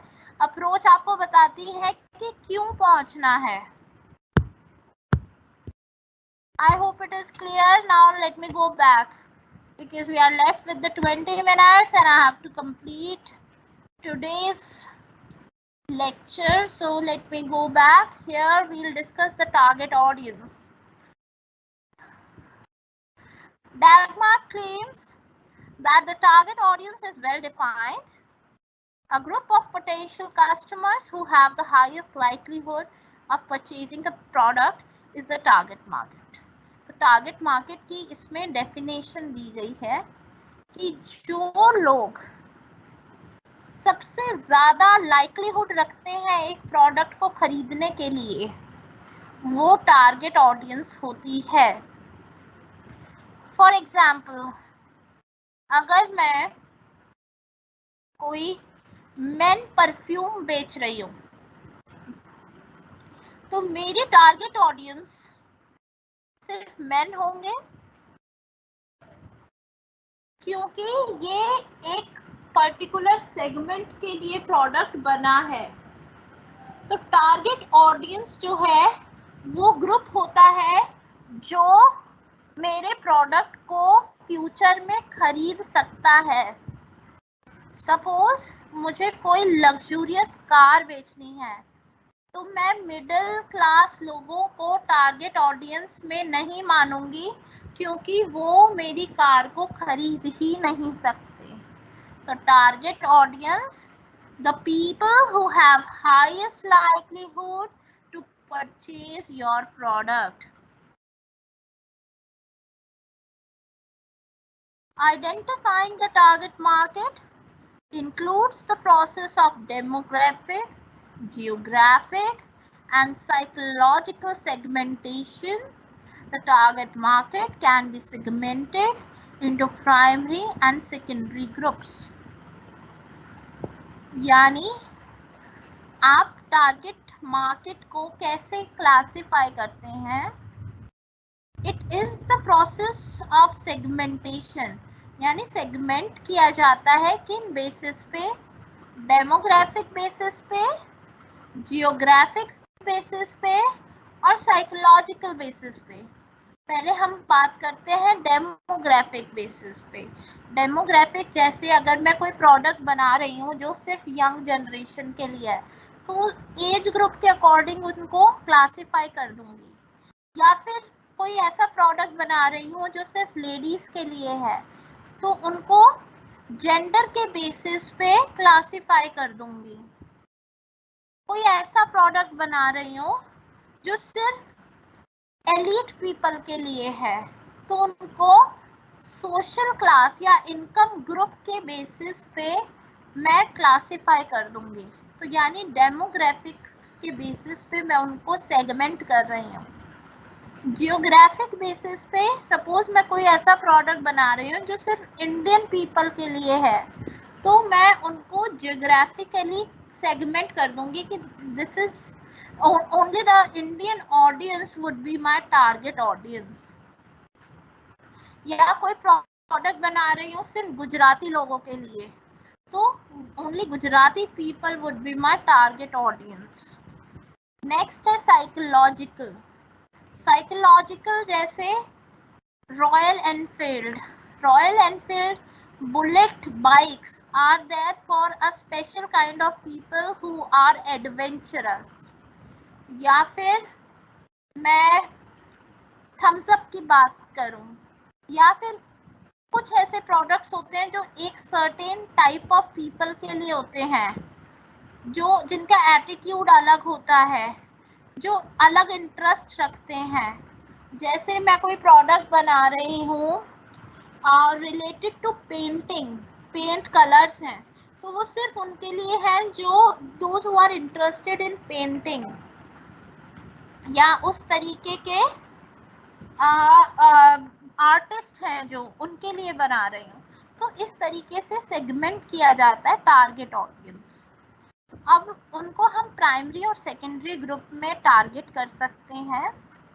प्राइमरी मार्केट है, प्राइमरी मार्केट हम किन्हें कहते हैं? Primary markets are the main target audience on whom the marketing efforts are mainly focused। तो प्राइमरी मार्केट तो होती है जिनके लिए बेसिकली वो प्रोडक्ट बनाया गया है।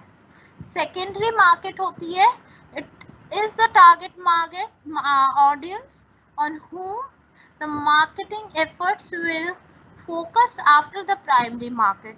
कभी कभी क्या होता है कि हमारी प्राइमरी मार्केट तो एक है, सपोज मैंने कोई मेन परफ्यूम बनाया है तो मेरी प्राइमरी मार्केट तो हो गई मेन सेगमेंट, लेकिन मेरी सेकेंडरी मार्केट होगी women segment who are purchasing the men perfume for their husbands, brothers, fathers और sons।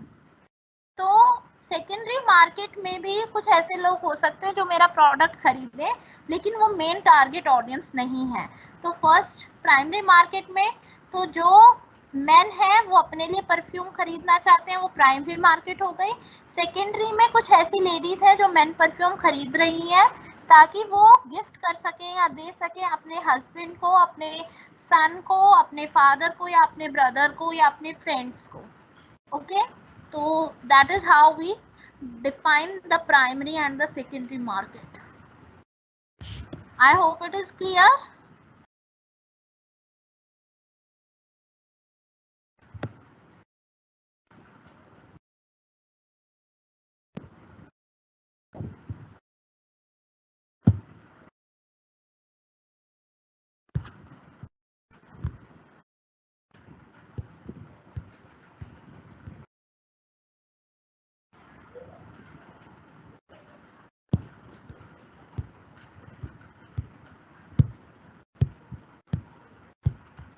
चलिए अब 10 मिनट्स बचे हैं। You can raise your questions जब तक मैं आपके साथ पीपीटी शेयर कर देती हूँ। बाकी की चीजें हम नेक्स्ट क्लास में करेंगे।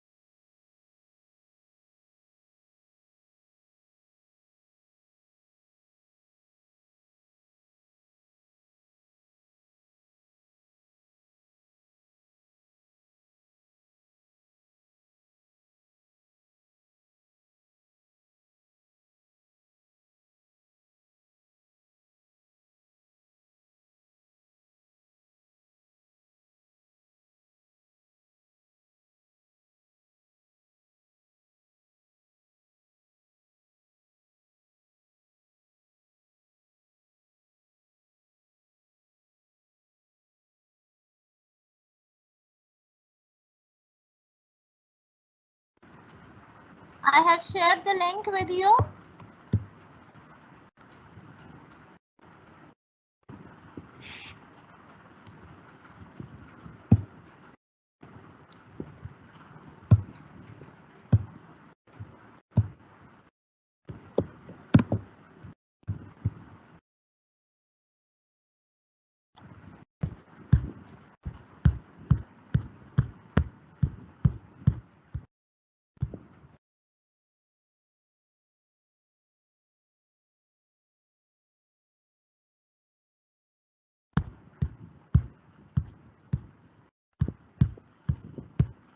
I hope you are able to click on the link and redirect to my PPT.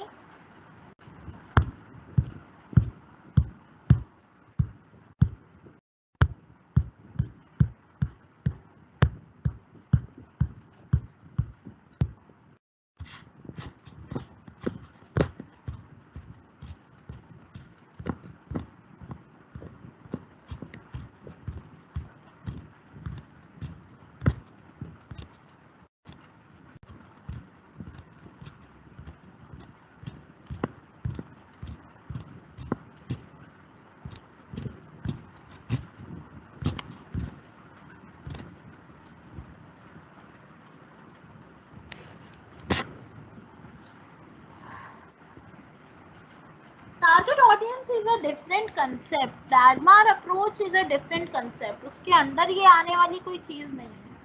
Dagmar approach कहती है कि आपको हर चीज सिस्टमैटिकली करना चाहिए, जिसमें से टारगेट ऑडियंस को डिसाइड करना भी एक काम है, लेकिन as such target audience is a part of Dagmar approach ये नहीं कह सकते हम. These two things are independent of each other.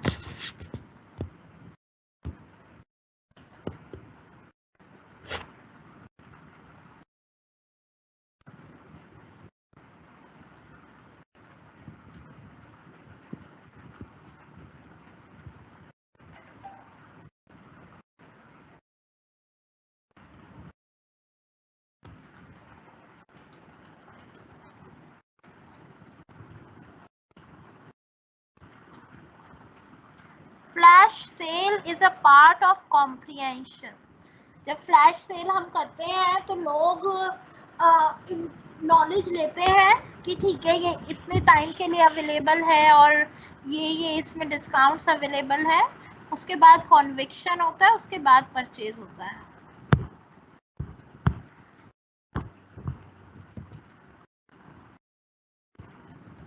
Link मैंने आपको दे दिया है, it is already published.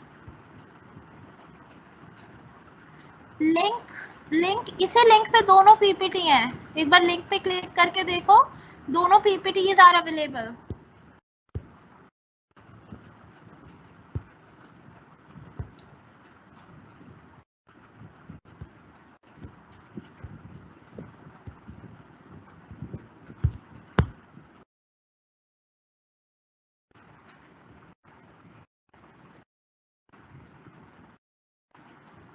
Is Dagmar is operated or evaluated by any organization? It is an approach that is suggested by the advertising standards that it should be followed by the every organization.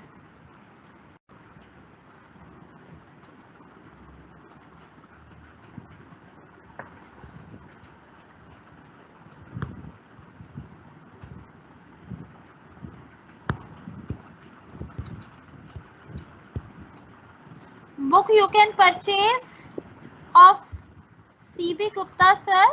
यहाँ पे लिख देती हूँ, let me publish.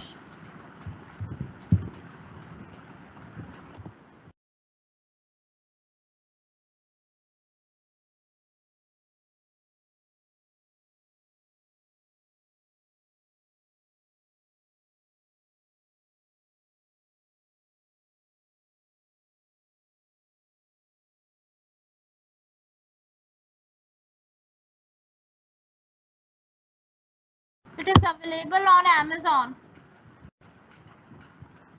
Price is 295 rupees.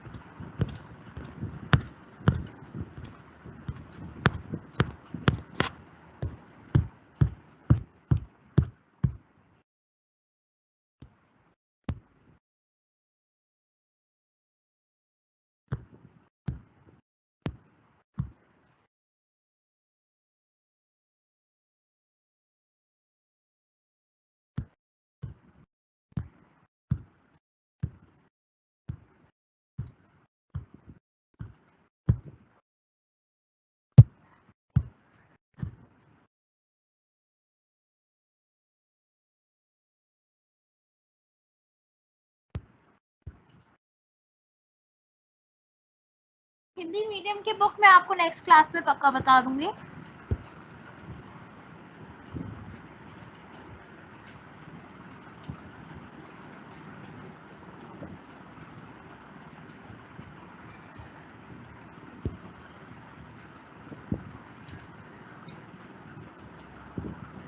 चलो, that's all for today. See you in the next class with other topics. Bye bye. Take care till then.